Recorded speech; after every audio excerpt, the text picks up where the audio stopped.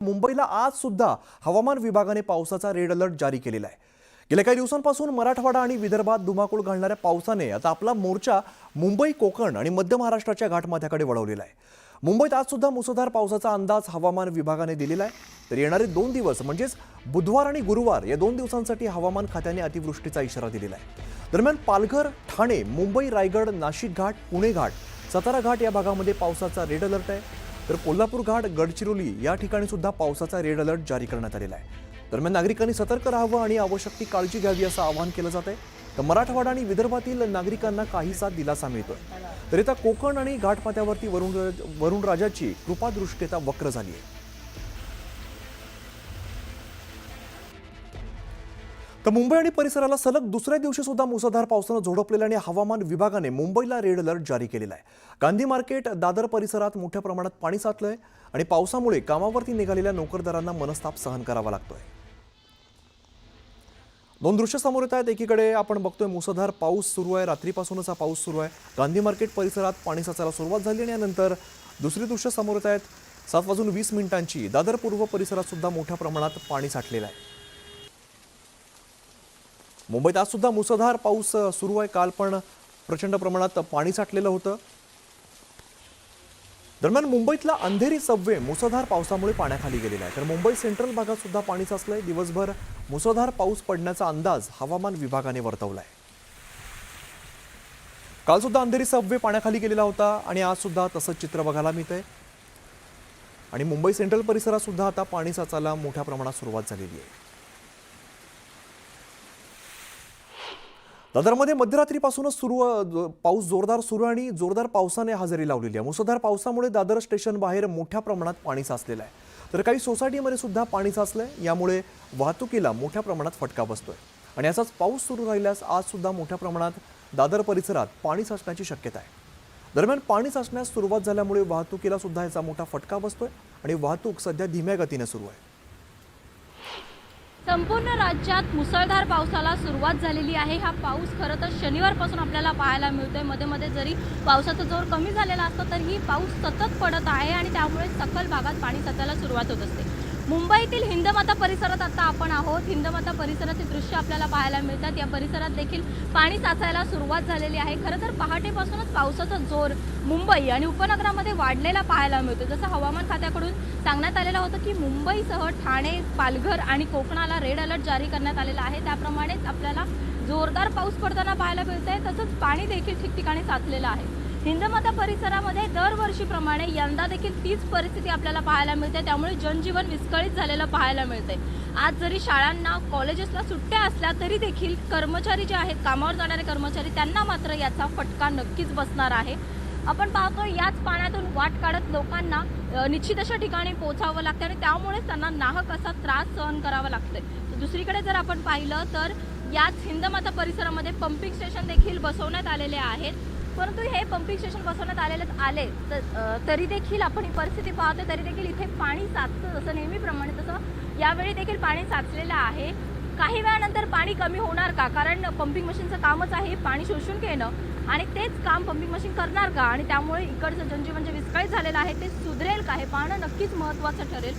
जसं हवामान खात्याकडून सांगण्यात आलेलं आहे की पुढचे काही तास महत्त्वाचे ठरणार आहेत। जर असाच मुसळधार पाऊस पडत राहिला तर आणखी जनजीवन विस्कळीत होऊ शकतं आणि आणखी मुंबईकरांना याचा नक्कीच फटका बसू शकतो। आपण जर पाहिलं तर रस्त्यावरती पाणी साचायला सुरुवात झाली आहे। त्यामुळे रस्ते वाहतुकीवरती याचा परिणाम झालेला आहे। ठिकठिकाणी बॅरिकेडिंग लावलेले आहेत। तसंच रेल्वे वाहतूक देखील उशिराने धावत आहे। याचा फटका सर्वच मुंबईकरांना बसताना पाहायला मिळतोय। व्हिडिओ जर्नलिस्ट रमेश भट्टसह स्नेहा जाधव, न्यूज 18 लोकमत, मुंबई।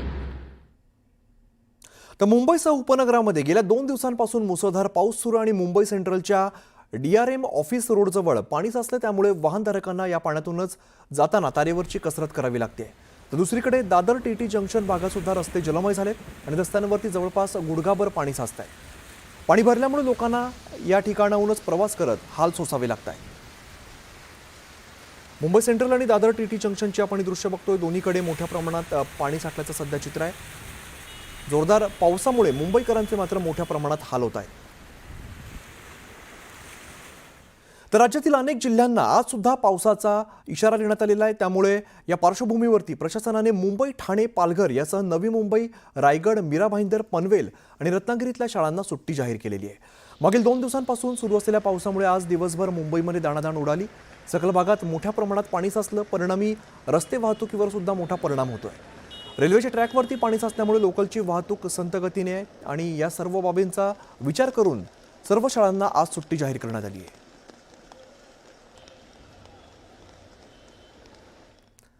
दरम्यान नालासोपाऱ्यामध्ये मध्यरात्रीपासूनच मुसळधार पाऊस कोसळतो आणि शहरातील मुख्य रस्त्यावरती आता पाणी साचलेलं आहे। नालासोपाऱ्यामध्ये रस्त्यांना तड्याचं स्वरूप प्राप्त झालेलं आहे। नालासोपाऱ्यात काल सुद्धा अशीच परिस्थिती होती आणि आज सुद्धा मोठ्या प्रमाणात पाणी साठलेलं आहे। रात्रभर मुसळधार पाऊस झालाय आणि या पावसाचं पाणी सगळं रस्त्यांवरती साठले आणि रस्त्यांना नद्यांचं स्वरूप प्राप्त झालेलं आहे। आपण बघतो सकाळी 6:50 काही दृश्य आहेत ज्यामध्ये पाणी साचायला सुरुवात झाली होती।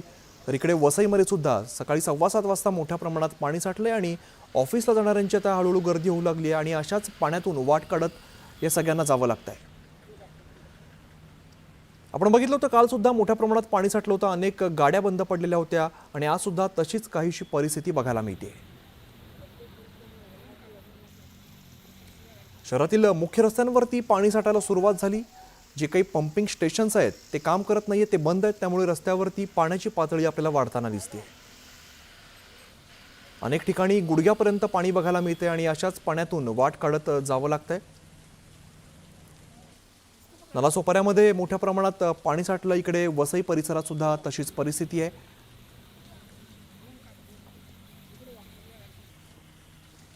खरं तर इतर वेळेला या ठिकाणी मोठ्या प्रमाणात गर्दी असते, मात्र आज या रस्त्यांवरती मोठ्या प्रमाणात पाणी साठलंय त्यामुळे आज या रस्त्यांवरती गर्दी बघायला मिळत नाहीये। तर मुंबई आणि परिसराला सलग दुसऱ्या दिवशी सुद्धा मुसळधार पावसानं झोडपलेलं आहे। हवामान विभागाने मुंबईला रेड अलर्ट जारी केलेला आहे। गांधी मार्केट आणि दादर परिसरात पाणी साचतंय आणि या पावसामुळे कामावरती निघालेल्या नोकरदारांना मनस्ताप सहन करावा लागतोय। सकाळी 6 वाजताची दृश्य आणि 7:20 दृश्य आपण बघतोय। गांधी मार्केट परिसरात मोठ्या प्रमाणात पाणी साचायला सुरुवात झाली, तर इकडे दादर परिसरात सुद्धा मोठ्या प्रमाणात पाणी साठतंय। या सगळ्यामध्ये रस्त्यावरती पाणी साठलंय आणि लोकलची सेवा आहे ती सुद्धा उशिराने आहे, त्यामुळे मुंबईकरांना आज सुद्धा तसाच त्रास सहन करावा लागणार आहे। दादर पूर्व परिसरातली दृश्य या ठिकाणी मोठ्या प्रमाणात पाणी साठलेलं आपल्याला बघायला मिळत आहे। काल सुद्धा याच रस्त्यावरती अनेक गाड्या बंद पडलेल्या होत्या आणि आज सुद्धा अशीच परिस्थिती आता होताना आपल्याला बघायला मिळते। गांधी मार्केट परिसरात इकडे पाणी साचलंय, तर दादर पूर्व परिसरात सुद्धा मोठ्या प्रमाणात पाणी साठायला सुरुवात झाली आहे। दादर सायन माटुंगामधील रस्ते जे आहेत ते आता पाण्याखाली जायला सुरुवात झालेली आहे, त्यामुळे वाहतूक जी आहे ती आता काही ठिकाणी मंदावलेली आहे, काही ठिकाणी पूर्णपणे बंद झालेली आहे, कारण रस्त्यावरती मोठ्या प्रमाणात पाणी साठलेलं आहे।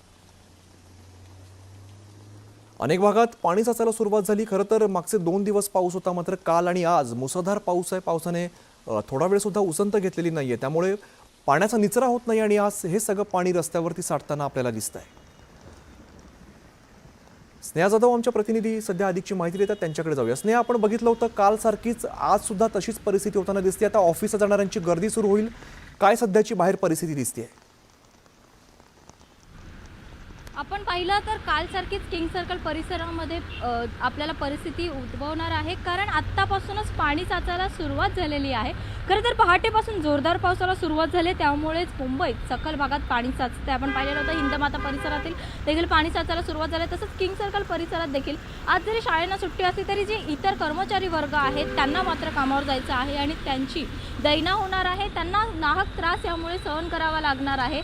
आत्ता आपण पाहतोय याच पाण्यामधून जे वाहन आहेत ते वाट काढत चालत आहेत, परंतु काल देखील हीच परिस्थिती होती की याच पाण्यातून वाट काढताना बऱ्याच गाड्या ज्या होत्या त्या बंद पडलेल्या होत्या। बाईक्सवार जे होते ते देखील याच पाण्यातून वाट काढत जात होते आणि तेव्हा त्यांच्या गाड्या देखील बंद पडलेल्या होत्या आणि त्यांना धक्का मारत गाडी पुढे न्याव्या लागत होता। हाच परिसर जर आपण पाहिला तर याच्याच अपोजिटला देखील पंपिंग मशीन याच्या अपोजिटला देखील लावलेल्या आहेत, परंतु तरी देखील या परिसरामध्ये सतत पाणी भरत असतं आणि त्याचा परिणाम काही होताना आपल्याला दिसत नाहीये।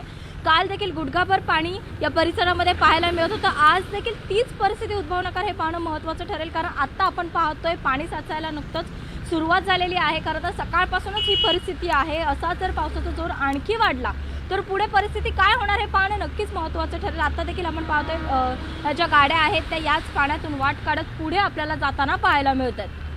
स्नेहा, या सगळ्यामध्ये महापालिकेचे कोणी कर्मचारी दिसत आहेत का किंवा या पाण्याचा निचरा केला जाईल अशी काही तरतूद दिसते का?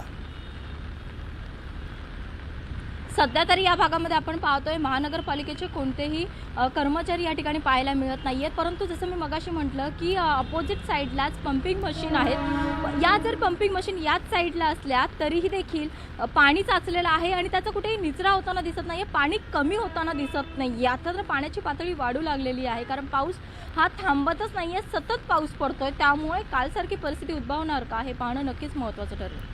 स्नेहा, बस सेवेवरती सुद्धा काही परिणाम झालेला दिसतोय का किंवा बस कशा पद्धतीने आता बघायला मिळत आहे? खरं तर आपण या ठिकाणी पाहिलं तर बस सेवा नाही चालू शकत. दुसऱ्या साईडनी ती मूव्ह करण्यात आलेली आहे, कारण इथे पाणी सतत साचत असतं. त्यामुळे या साईडून बस सेवा नाही सुरू होऊ शकत. काल देखील आपण पाहिलेलं होतं, ज्या पण एस-टी बसेसनी याच पाण्यातून वाट काढत जाण्याचा प्रयत्न केलेला होता त्या गाड्या बंद पडलेल्या होत्या. त्यामुळे आता आपल्याला पाहायला मिळते की बस गाड्या सध्या तरी या पाण्यातून जाताना पाहायला मिळत नाही आहे. त्याने दुसरा मार्ग अवलंबलेला आहे. धन्यवाद स्नेहा या सगळ्या सविस्तर माहितीसाठी.